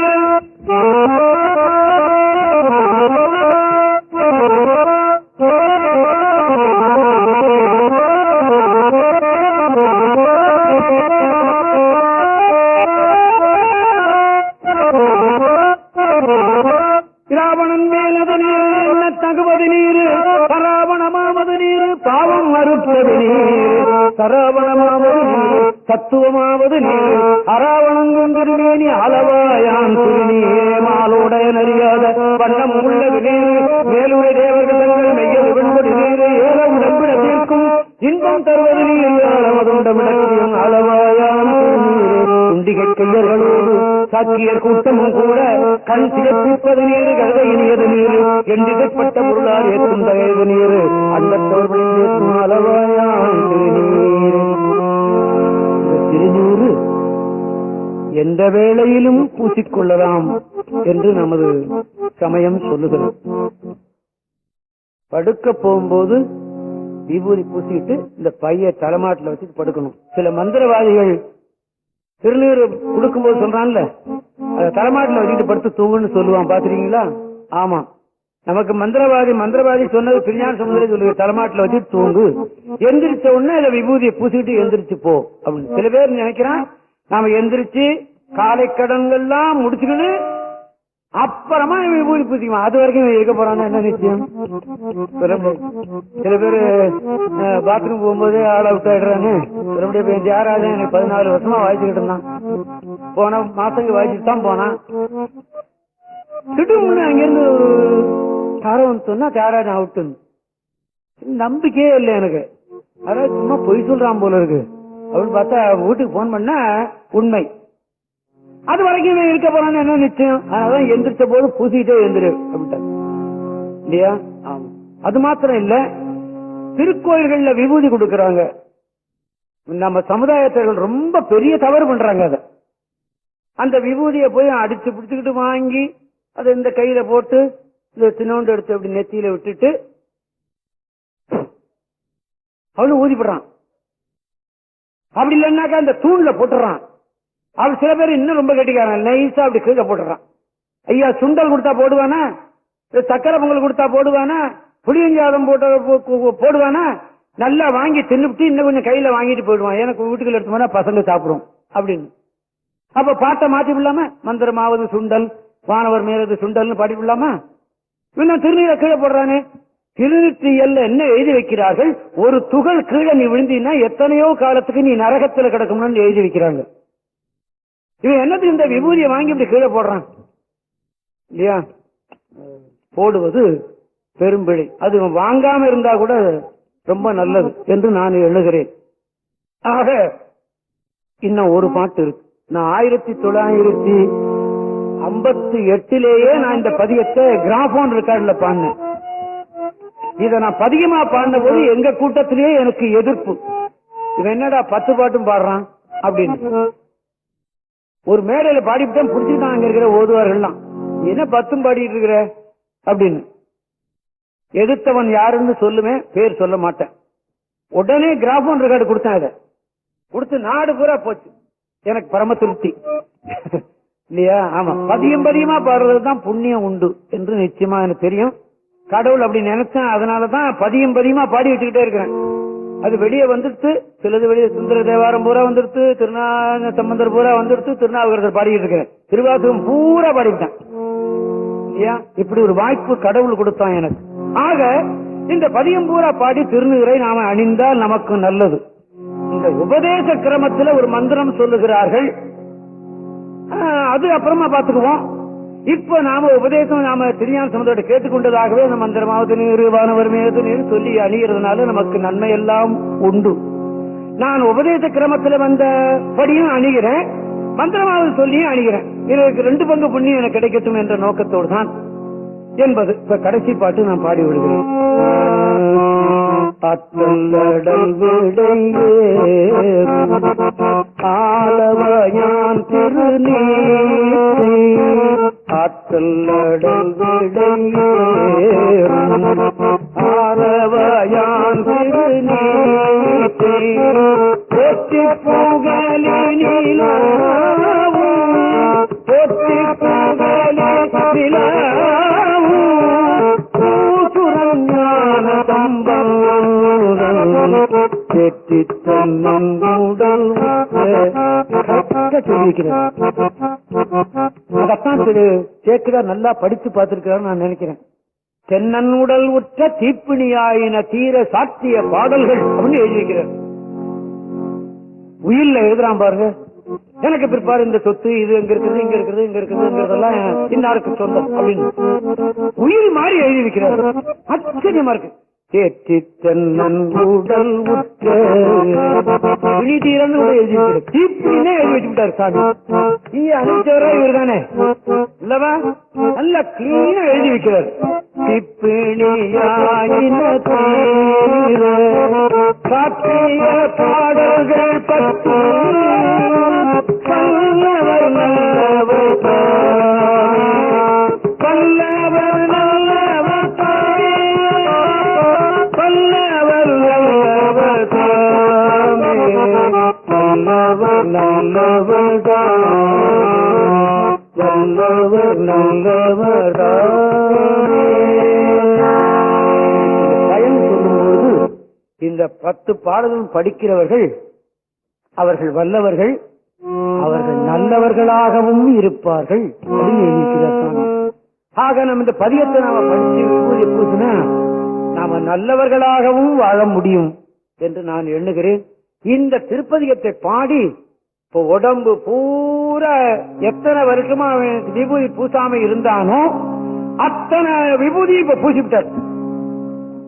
முழுநீர் பூசிய முனிவராக இப்ப காட்சி அளிக்கிறான் பாண்டியன். அதுக்குள்ள அவன் சத்தம் போடுறான் எதிர்கட்சிக்காரன். ஏய், என்னுடைய ஜுரத்தை தீர்க்க முடியல, உனக்கு என்னடா வாதம் வேண்டியிருக்கு அப்படின்னு சொல்லிவிட்டான் பாண்டியன். இந்த ஒரு வாதத்துல எங்களை வென்றா போருமா, இன்னும் நெருப்பு அனல் வாதம் பண்ணணும் அப்படின்னுட்டான். விடுவானா தோத்தவன் மறுபடியும் ஒரு கேச போட்டுக்கிட்டே இருப்பான். இதுக்கு ஓட்டு சரியா என்னலேம்பான். இது சகஜமா நாம பாக்குறோம்ல, அதைத்தான் இது, வேற ஒண்ணும் கிடையாது இல்லையா? ஆமா. ஆக என்ன பண்ணினா அனல் வாதம் செய்யணும் சுவாமி சொல்லிட்டார். சரி அப்படின்ட்டாரு. ஏன் சுவாமிகிட்ட கேட்டு வந்துட்டாரு, நீ செய்யன்னு சொல்லிவிட்டாரு அவர் இல்லையா? ஆமா. அந்த தைரியம் அனல் வாதம் செய்யலாம். சரி, பாண்டியன் உத்தரவிட்டான். ஆகட்டும், 10 டன் விரவை கொட்டி அனல் உண்டாக்கு, அது அனல்வாதம் செய்யட்டும். பாண்டியன் எதுக்கு அனல்வாதம் நடக்கிறது? அவர்கள் ஒரு மந்திரத்தை அப்படி மந்திரத்தை எழுதி போட்டா அந்த மந்திரம் எரியாமல் இருக்கணும் அப்படின்னுட்டான். இப்ப இந்த தேவார புத்தகம் இருக்கு, இப்ப நான் போட்டேன்னா என்ன ஆகும்? நெருப்புல போயிடும்.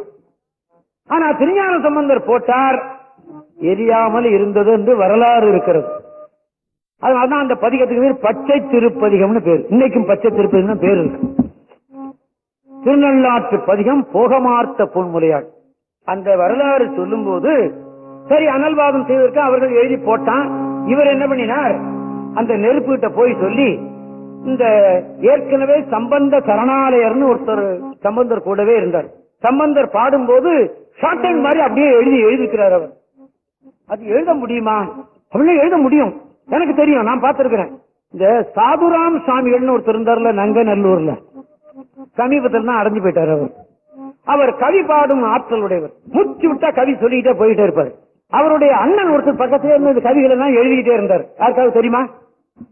யாராவது பாத்திருக்கீங்களா? அவர் பேர் சுப்பிரமணியம். ஆமா, சாதுராம் சுவாமிகள் அடைஞ்சு விட்டார். ஆனா அவர் அண்ணன் இருக்காரா இல்லையானு எனக்கு தெரியாது. இருக்கார். இந்த சாதுராம சாமி நல்ல இசையோடு பாடக்கூடியவர். மூச்சு விட்டா கவி சொல்லிட்டே போவார். அவர் அண்ணன் எழுதிட்டே இருப்பார். அந்த எழுதின பாடம் தான் இருக்கா இல்லையாங்கிறது எனக்கு தெரியாது. நான் எழுதினதா நான் பார்த்தேன். அந்த மாதிரி சம்பந்த சரணாலயர் சாமி திருஞான சம்பந்தர் பாடினது அத்தனையும் எழுதி வச்சுக்கிட்டு இருந்தார் கையில. இங்கே கொண்டு வரோம் அப்படின்னு அதை வாங்கி இந்த கயறு சாத்தி பார்க்கறது நமது பண்டைய வழக்கம் ஒன்று உண்டு.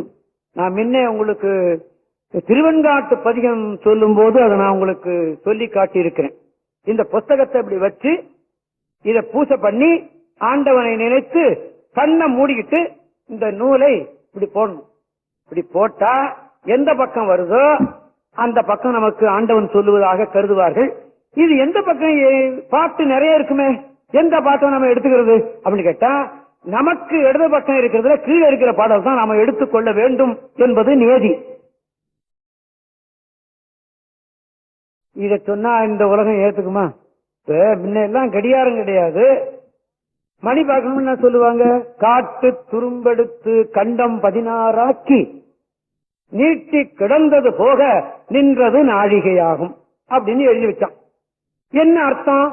ஒரு துரும்பை எடுத்து 12 இஞ்சி அதை வச்சு அப்படி வச்சு இப்படி நிறுத்தி இப்படி கீழே அப்படி நீட்டுவான்.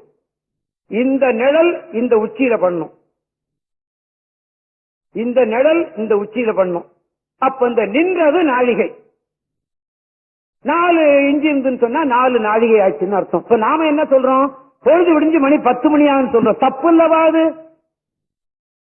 பொழுது விடிஞ்சு 10 மணி ஆச்சு, பொழுது விடிஞ்சு 4 மணி தான் ஆச்சு.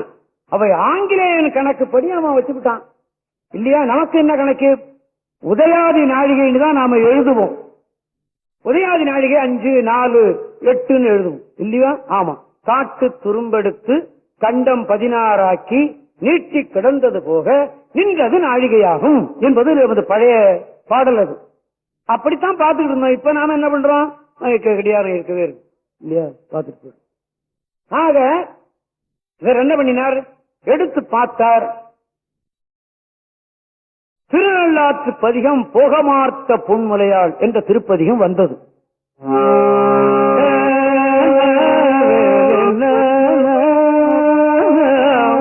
எப்பவோ பாடிய பதியாது, இப்ப பாடல. எப்போ பாடிய பதியம் அவர் எழுதி கொண்டிருக்கிறார் சம்பந்த சரணாலயம். போகமார்த்த பொன்முலையாள்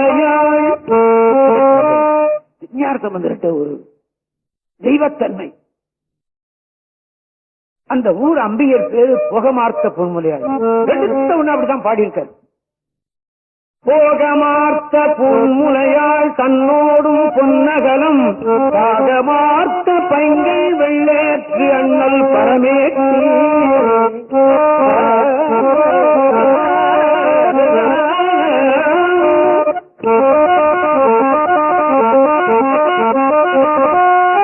இது சுத்த சாவேரியில பாடப்பட வேண்டும் என்று நியதி. நான் படிக்கும் போது எனக்கு சங்கீதம் தெரியாது. எங்க வாத்தியார் சொல்லி கொடுத்ததை அப்படியே பாடிட்டு இருந்தேன். பின்னால சங்கீதம் படிச்சுட்டு நான் அதை திருப்பி பார்த்தேன். எள்ளளவும் அதுல குற்றமே கிடையாது.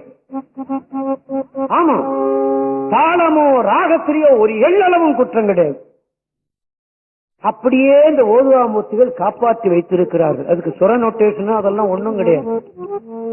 செவி வழி செவி வழி செவி வழியாக அப்படியே போயிருக்கிறது. வேதங்கள் கூட அப்படித்தான் இருந்துதான் ஒரு காலத்துல. இப்பதான் அது பிரிண்ட்டுக்கு வந்து விட்டது என்று சொல்லுவார்கள். அப்படி ஓதுவார்கள். அன்னையிலிருந்து இன்னைய வரலையும் அதே மாதிரிதான் பாடிக்கிட்டே இருக்கிறான். கரெக்டா வச்சிருக்கிறான். அப்படியே இந்த ஓதுவார்களுக்கு எத்தனை நமஸ்காரம் பண்ணாலும் தகும்.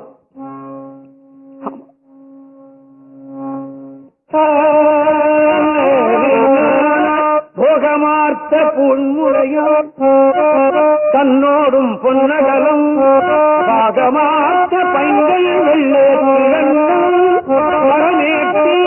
ஆகமார்த்த கோனுடன் கோவனாடை மேல் ஆகமார்த்த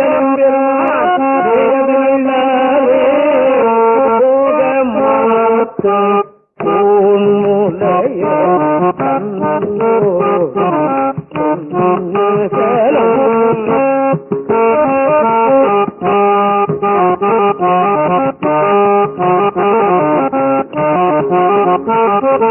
போகமார்த்த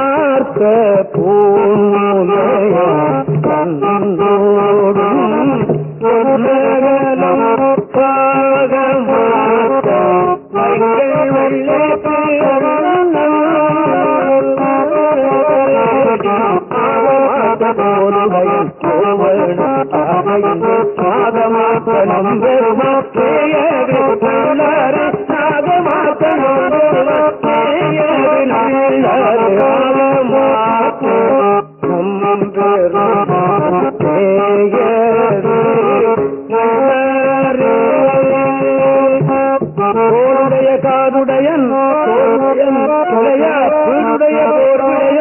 பெண்ணுமோர்வாளுடையன் ஏழுடைய மேலுலகோடு கடவுள் சொந்த நாடுடைய நம்பெருமான் நல்லாரே.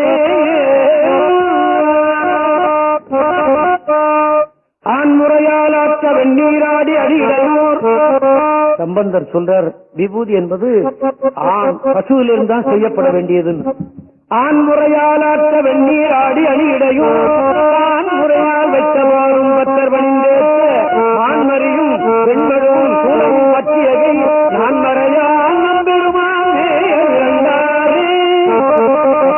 தெரியும் சொன்னா நேரம் போயிட்டு. ஆக இந்த பதியம் கிடைச்சது. அத அந்த அந்த ஏட்டு சுவடியை அதுல இருந்து கயற்றி எடுத்து வச்சுக்கிட்டாரு கையில. எடுத்து கையில வச்சுக்கிட்டு என்ன பண்ணாரு, இது ஆண்டவனுடைய திருப்புகழ், இது இத நெருப்புல இட்டால் பசுமையாக இருக்கும் ஒரு பதியம் பாடுறாரு. உடனே அதை போட்டுல மறுபடியும் ஒரு பதியம் பாடி, இது எரியில் இடில் இவை படுதில்லை அப்படின்னு ஒரு பதியம் பாடுறாரு.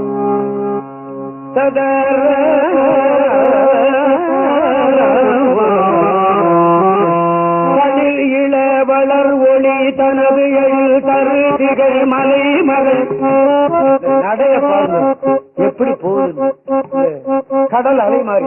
தளிர் இள வளர் ஒளி தனதழி கருதிகள் மலை மகள் குளிர்கில பலர் ஒளி பனமுலை இணையவை குலவலில் தளிர்கில வளரொளி மரும் நல்லாரதும் காமமே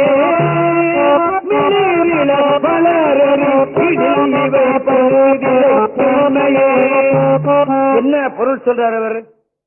நல்லாரதும் நாமமே. திருவிழாத்து சாமியினுடைய பாட்டு வந்திருக்கு இல்லையா, அதை கையில வச்சு சொல்றாரு.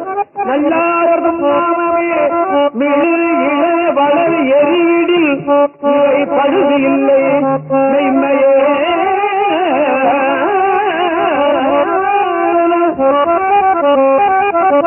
பத்து பாட்டு பாடுறாரு, கடைசி பாட்டு. சித்திரை அறிவைதன் வனமுலை இணையொரு சரிதனும் நல் திறமுறும் கழுமல நகர் ஞான சம்பந்தன் எதிரிடை. அந்த சொன்னெல்லாம் பாருங்க, தஸ்தவேஜ் மாதிரியே எழுதி விடுறாரு. அரசனுக்கு முன்ன நான் எரியில போடுறேன்னு சொல்லி எழுதி வச்சிருக்காரு இல்லையா? கொற்றவன் எதிரிடை எரியினில் இவை கூறிய சொல் தெரி ஒருவரும் அறியவர் உயரே.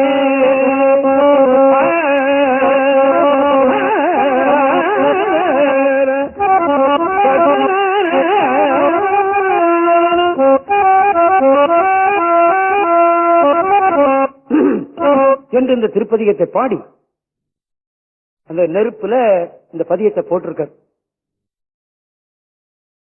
அவர்கள் போட்டது எரிந்து போய்விட்டது என்று வரலாறு சொல்லுகிறார்கள். ஏன்னா ஒன்வேயா சொல்றாருன்னு தான் நாம நினைப்போம் இல்லையா?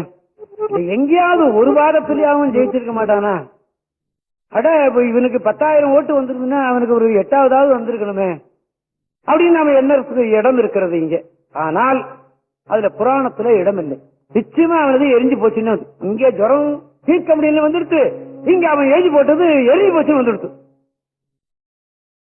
ஆக அந்த பதிகத்தை அவன் போட்டது எரிஞ்சு போச்சு, இவர் அந்த பதிகத்தை எடுத்தார். இன்னைக்கு தேவாரத்துல பாத்தீங்கன்னா பச்சை திருப்பதிகம் என்று அது நமக்கு இருக்கிறது. இதுல ஒரு காசி மடத்து அதிபர் அனந்தி தம்பரம் தேவாரத்தில் மிகுந்த ஈடுபாடு உடையவர். என்ன இந்த தேவாரம் பாடு நீ அப்படின்னு சொல்லி என்ன இந்த நெறிக்கு ஆள்படுத்தியவர் அவர் தான். நான் வேற வேலை பார்த்துக்கிட்டு இருந்தேன், சினிமா பாட்டெல்லாம் பாடிட்டு கிடப்பேன்.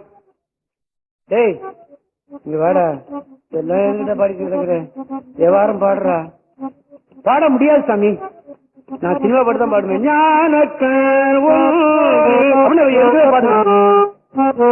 அவருக்கு எப்படி இருக்கும், என்னடா சினிமா பாட்டு பாடாதுன்னா இதுக்கே பாடுறான்னு இருக்கு. அப்பவும் ஒரு கோவப்படல அந்த மகான். ஆமா, அவர் எதுக்கவே பாடுவேன்.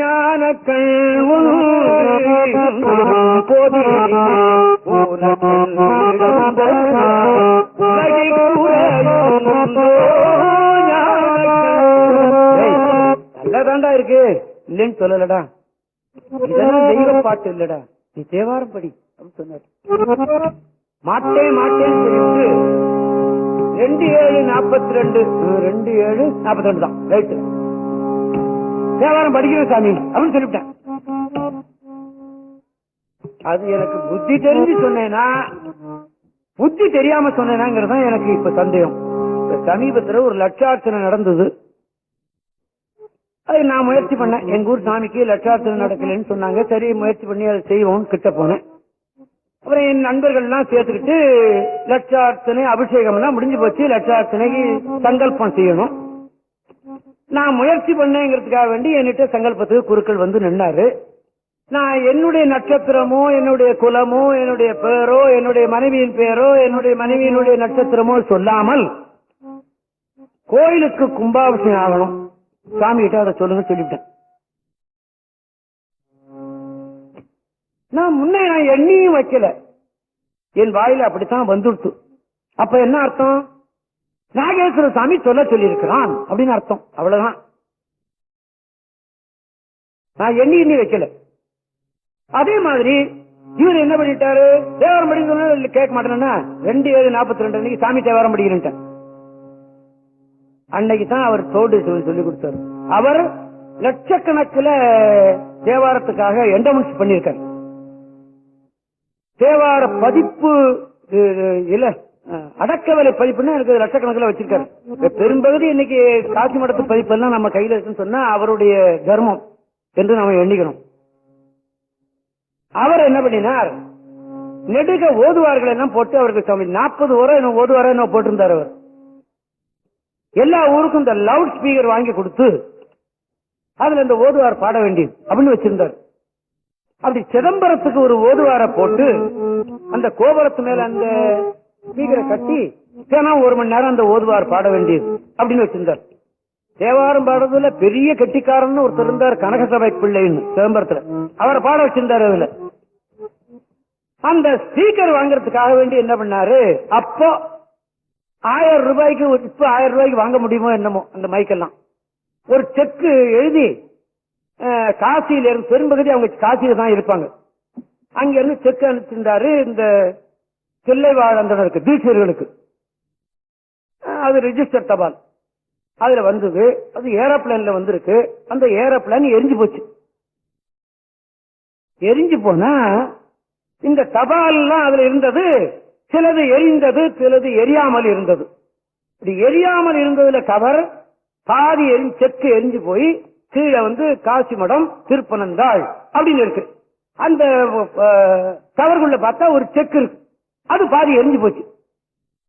இந்த செக்கை எடுத்து வேற ஒரு கவர்ல வச்சு, ஐயா நீங்க யாருக்கோ செக் அனுப்பிச்சீங்க போல இருக்கு, அது எரிஞ்சு போச்சு, பாதி இருக்கு அப்படின்னு சொல்லிட்டு காசி மடத்துக்கு அனுப்பிவிட்டான் போஸ்டர்ல இருந்து.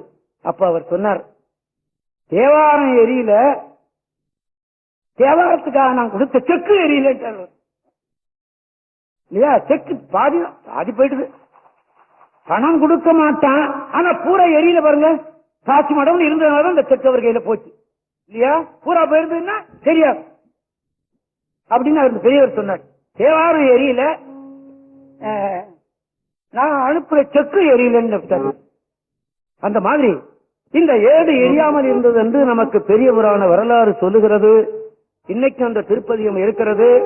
2வது தடவையாகவும் இந்த சமணர்கள் தோற்றார்கள். மறுபடியும் கூச்சல் போட்டான்.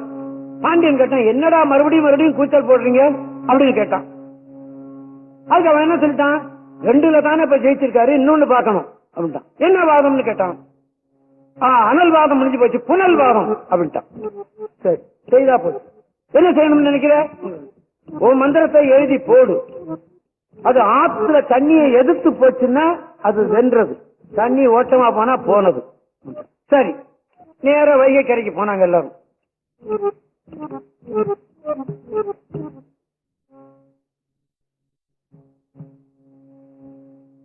போனார்கள், அவன் எழுதி போட்டான். அது ஆத்தோடு போய்விட்டு, வைகை கடல்ல சேரல. காவிரி கடல்ல சேர்கிறது, எத்தனையோ ஆறுகள் இந்த மாதிரி சேர்கிறது. வைகை ஒரு ஏரியில தான் போய் முடிகிறது இல்லையா? குண்டோதரனுக்காக கை வை கை என்று சொல்லி வந்த ஆறு கடைசியில ஒரு ஏரியில போய் விழுகிறது என்று நான் படிக்கிறேன், நான் பார்க்கல. அந்த தண்ணி ஓட்டத்திலே போய்விட்டது. சாமி என்ன பண்ற, அப்ப புதுசா ஒரு பதியம் பாடுறார்.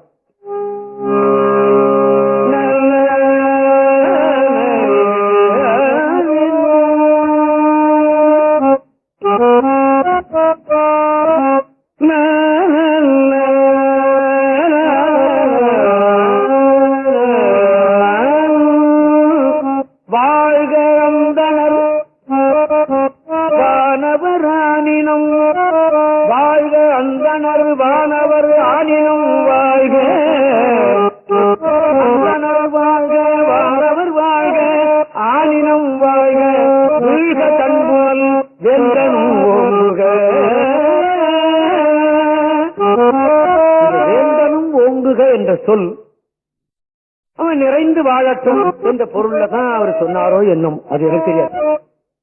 அப்படித்தான் இருந்திருக்க கூடும் இல்லையா?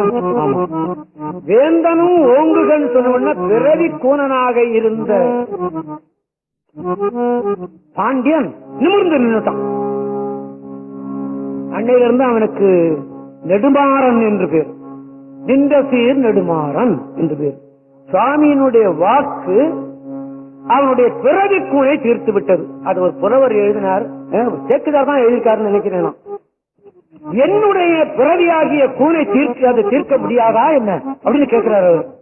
பாண்டியனுடைய கூனை தீர்த்ததை என்னுடைய கூனையும் தீர்த்து விடட்டும் அப்படின்னு எழுதியிருக்கிறார் சேக்குதார் அப்படின்னு நினைக்கிறேன், எனக்கு சரியா ஞாபகத்தில் வந்த. ஆக வேந்தன்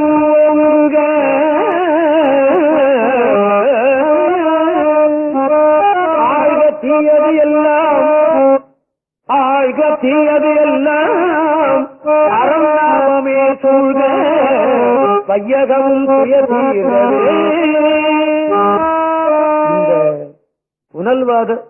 புனல்வாதத்துக்கு முந்தி அவன் வாய்க்கொழுப்பு என்ன சொன்னான்னா, இந்த சமணர்கள் இந்த வாதத்தில் நாங்கள் தோற்றால் அரசன் எங்களை கழுவேற்றுவான் அப்படின்னு சொல்லிட்டான். அவனே சொல்லிவிட்டான், அரசன் தீர்ப்புக்கு முன்னையே அவன் சொல்லிவிட்டான். இது வேண்டப்படாத சொல். சரி, அவன் கொழுப்பு சொன்னான். அதே மாதிரி தோற்ற உடனே மானம் பொறுக்காதவன் தானே போய் அதுல விழுந்து செத்தான். மானம் பொறுக்க சில பேர் என்ன பண்ணா, விபூதி எடுத்து பூசிக்கணும் என்று பெரிய புராணத்தில் வருகிறது. சில பேர் என்ன பண்ணா, விபூதி கிடைக்காத போது அங்க இருந்த சாணி எடுத்து பூசிக்கிட்டானா. சில பேர் என்ன பண்ணினா, சாணியும் கிடைக்கலன்னு சொன்னா பசுங்கண்ணை தூக்கிட்டானா, பசுங்கண்ணுக்குட்டிய என்று வரலாறு சொல்லுகிறார்கள். ஆக எப்படியோ இந்த ஏட்டை எழுதி அதுல போட்டார் அந்த தண்ணியில, அது எதிர்த்து போகிறது. இப்பவும் போகும். இந்த சில செடியினுடைய பால்கள் இருக்கு பாருங்க, அதை ஒரு இலையில போட்டா அது எடுத்து ஓடும். நான் பார்த்திருக்கிறேன். அதனால இலை போடுறதுனால திருஞான சமுத்திரம் அப்படி விட்டாருன்னு நான் சொல்ல தயாரா இல்ல. ஆக போட்டாரு, இது எதிர்த்து போச்சு. எதிர்த்து போய்கிட்டே இருக்கு இந்த பதிகம். இது எங்கேயாவது போய் மறைஞ்சு போயிட போது, இந்த திருப்பதிகம் கிடைக்காம போயிட போகுதுன்னு சொல்லி குதிரை மேல ஏறிக்கிட்டு குலச்செரியார் அந்த பதிகத்தை எடுக்கிறதுக்கு ஓடுறார் என்று வரலாறு சொல்லுகிறார் தெய்வ சேக்கிழார் பெருமான். வாழ்க அந்த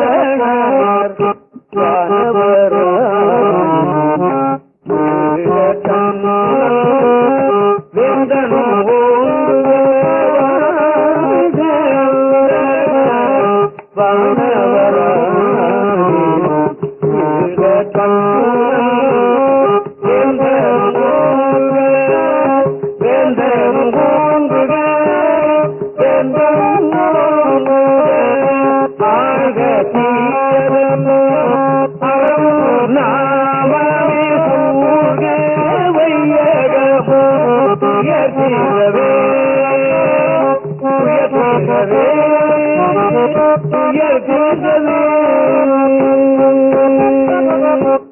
ஆக இந்த பதிகத்தை போட்ட உடனே அது எதிர்த்து போச்சு.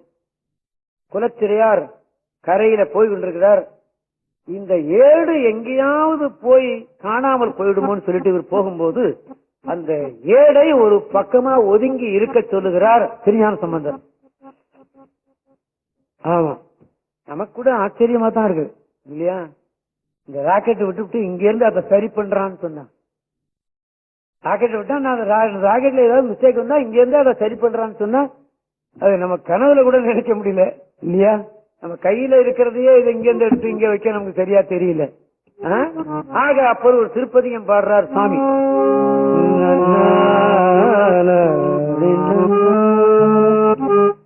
வஞ்சியும் மத்தமும் மதிபொதி சடையினம் பொன்னிகள் திருவடி புதுமலர் அவை கொடு மன்னிய மறையவர் வழிபட அடியவர் எண்ணிசை பாடலர் ஏடகத்து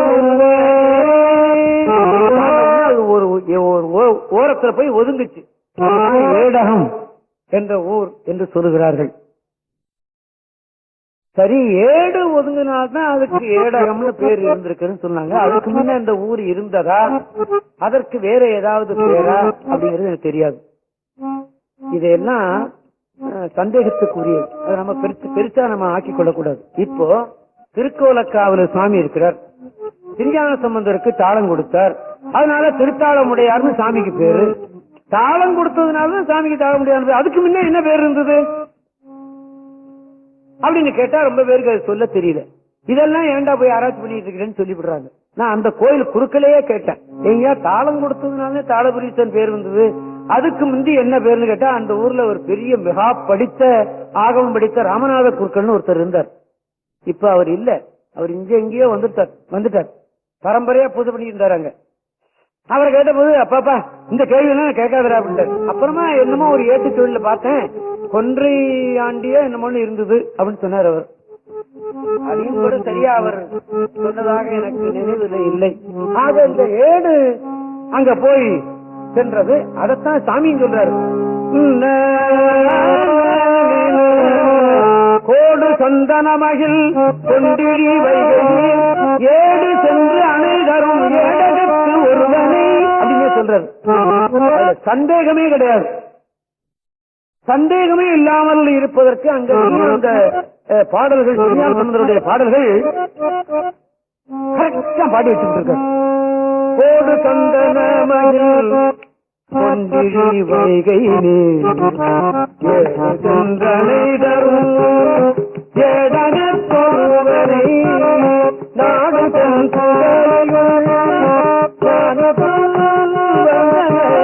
பாடபற்றி வைவதற்கு இல்லையாம் பாவன ஏடு சென்றனை தரும் ஏடகத்தொருவனை நாடு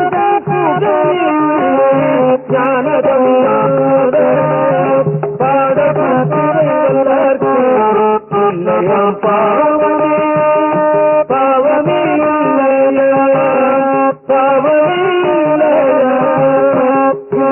பாவமே.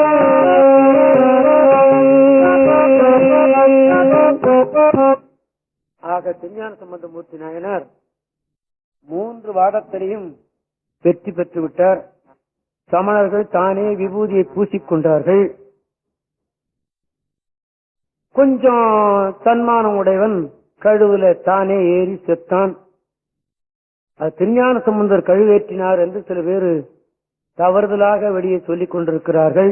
அதுக்கு பெரிய புராணம் ஆதாரம் கிடையாது. சமணரை கழுவேற்றிய பெருமாளே என்று திருப்புகழ்ல சில இடங்கள்ல வந்திருக்கிறது. அது உபச்சாரமாக சொல்லப்பட்டதே தவிர இவர் செய்யவில்லை என்பது குன்றக்குடி அடிகளாரை பலர் கேட்டார்கள். இப்படி ஒரு சிவனடியார் செய்தது சரியான பெரிய புராணத்துல அப்படி இருக்கா தெரியுமான்னு அவர் கேட்டுவிட்டார். இல்ல, நீ பெரிய புராணத்தை சரியா படிக்கல, அதனால உன்னுடைய கேள்விக்கு நான் பதில் சொல்ல தயாரா இல்ல, போயிட்டு வந்துட்டாரு. தமிழக கழுவேற்றலடா அப்படின்ட்டார். அதே மாதிரிதான் கழுவை இவர் ஏற்றவில்லை, அவர்கள் ஏறி விட்டார்கள், அவ்வளவுதான். தன்மானம் பொறுக்காம செய்தான் என்பது நாம எண்ணிக்கொள்ள வேண்டிய ஒன்று. பெரிய புராணம் அதற்குத்தான் ஆதாரம் நிற்கிறது என்று சொல்லி இந்த இடத்துல பெரிய புராணத்துல ஒரு பாடல் வருகிறது.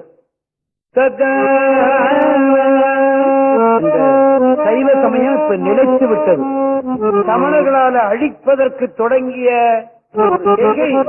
இப்பொழுது திருஞான சம்பந்தரினால் காப்பாற்றப்பட்டு விட்டது.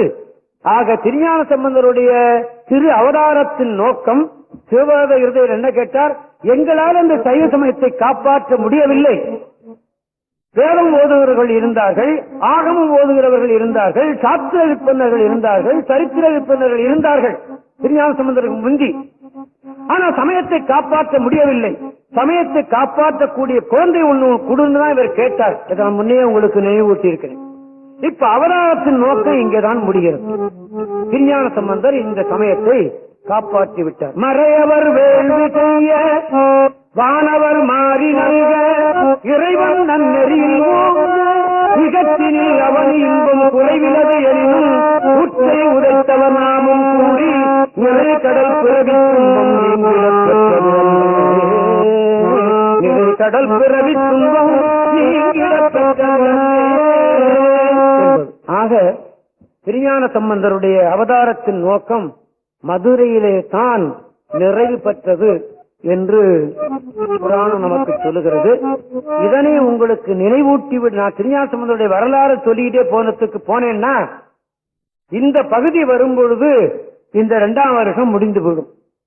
நான் 2 வருஷத்துக்கு தானே அவங்கள கேட்டிருக்கிறேன், இந்த ஏப்ரல் வரலையும். அப்ப போகும்போது அது இந்த பதிகம் எனக்கு சொல்ல முடியாமல் போய்விடும் போல இருக்கு. ஐயோ, முக்கியமான பகுதி இதை விடப்பட்டு போகும் போல இருக்க, இதை சொல்லிவிட வேண்டும் என்று சொல்லித்தான் நான் இங்க தாண்டி குதித்தேன்.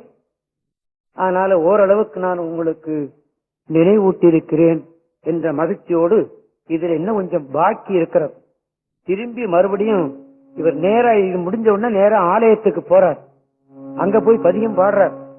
மறுபடியும் அந்த அங்க மடத்துக்கு போய் உட்கார்றார். இந்த திருஞான சம்பந்தர் மடம் இன்னும் இருக்கிறதுன்னு நான் சொன்னேன். ஆவணி மூல வீதியில இருக்கு. அங்க போய் உட்கார்ந்த உடனே ஒரு பதியம் பாடுறார். அப்புறம் மறுபடியும் அந்த பாண்டி நாட்டில் இருக்கிற 14 தலத்துக்கும் போறார். தரிசனம் பண்ணிவிட்டு இவருக்கு இந்த வெற்றி கொடுத்த ஊர் திருநள்ளாறு அல்லவா, திருநள்ளாறுக்கு வர நினைக்கிறார் சுவாமி. அங்கிருந்து நேர திருநள்ளாறுக்கு வரார். திருநள்ளாறு சாமி தரிசனம் பண்ணிவிட்டு அங்க ஒரு பதியம் பாடுறார். பதியமா 16,000 பதியம் பாடினார் என்று வரலாறு சொல்லுகிறது. இன்னைக்கு இருக்கிறது 400 சில்லற பதியம் இருக்கு. அதையாவது திரும்பி பார்ப்போமா? இந்த ஹைதராபாத் நிஜாம் இருக்கான, அவனுக்கு சொத்து எங்க இருக்குன்னே தெரியாதான் அப்படின்னு சொல்றாங்க. அது என்னமோ எனக்கு தெரியாது, அப்படி கேள்விப்படுறேன் நான். அந்த மாதிரி 16,000 பதியம் இருந்தாக்கா இன்னும் என்ன ஆயிருக்குமோ? 400 சில்லற பதியம் இருக்கும் போதே நீங்க பார்க்க மாட்டேங்கிறீங்க அப்படின்னு எனக்கு வருத்தம். சைவர்கள் தேவாரத்தை சரியாக திருப்பி பார்க்கவில்லை என்பது என்னுடைய கணிப்பு. தவறா இருந்தா விட்டுடுங்க, அதை பத்தி கவலை இல்லை. ஆக அங்க போய் ஒரு பதியம் பாடிவிட்டு அந்த பதியம் திருவிழாத்துல பாடி முடிஞ்ச உடனே நாம அப்பர்கிட்ட இருந்துதானே பிரிஞ்சோம் திருமறை காட்டுல. அப்பர் எங்க இருக்காரு அப்படின்னு கேட்டிருக்காரு. இப்ப என்ன பத்திரிகையில அன்னைக்கு அவர் இங்க பிரதமர் எங்க இருக்காருன்னா அமெரிக்காவில் இருக்காரு. நம்ம ஒரு நிமிஷத்துல சொல்லி விடுறோம். என்ன டிவியில வருது, ரேடியோல வருது, சொல்லி விடுறோம். அதை சொன்னார் காஞ்சி பெரியவாள், உலகம் சுருங்கி போய்விட்டது, செய்திகள் உடனே கிடைக்குது பாருங்க. அதனால அங்க கேட்கிறார், அப்பர் எங்க இருக்கிறார்? திருப்பூந்துருத்தியில இருக்கிறார்கள் என்று சொன்னார். நேர திருப்பூந்துருத்திக்கு போறார். ஏன்னா மதுரைக்கு போக வேண்டாம்னு சொன்னவர் அவர். மதுரையில இப்படி எல்லாம் நடந்து விட்டதுன்னு அவர்கிட்ட போய் சொல்லணும்னு அங்க போறார். சில அற்புதங்கள் அங்கே நிகழ்கிறது. அது திருப்பூந்துருத்தியில கொண்டு முடிக்கணும், அப்பதான் அது முடியும் என்று நான் நிறைவுறும் என்று எண்ணி இருக்கிறேன். அடுத்த மாதம் பார்த்துக் கொள்ளலாம் என்று நான் நினைத்து நாம் எல்லோரும் இந்த நிகழ்ச்சியின் நிறைவிலே பஞ்சாட்டம் சொல்லி நிறைவுறுகிறது என்று நாமெல்லாம் இப்போது பஞ்சாட்டம் சொல்லி என்னுடைய நிகழ்ச்சியை நாம் நிறைவேற்றிக் கொள்வோம். ஓம் நம சிவாய சிவாய ஓம் ஓம் நம சிவாய சிவாய நம ஓம் நம சிவாய சிவாய நம சிவாய நம ஓம் நம சிவாய சிவாய ஓம் நம சிவாய சிவாய நம ஓம் நம சிவாய சிவாய நம ஓம் நம சிவாய சிவாய நம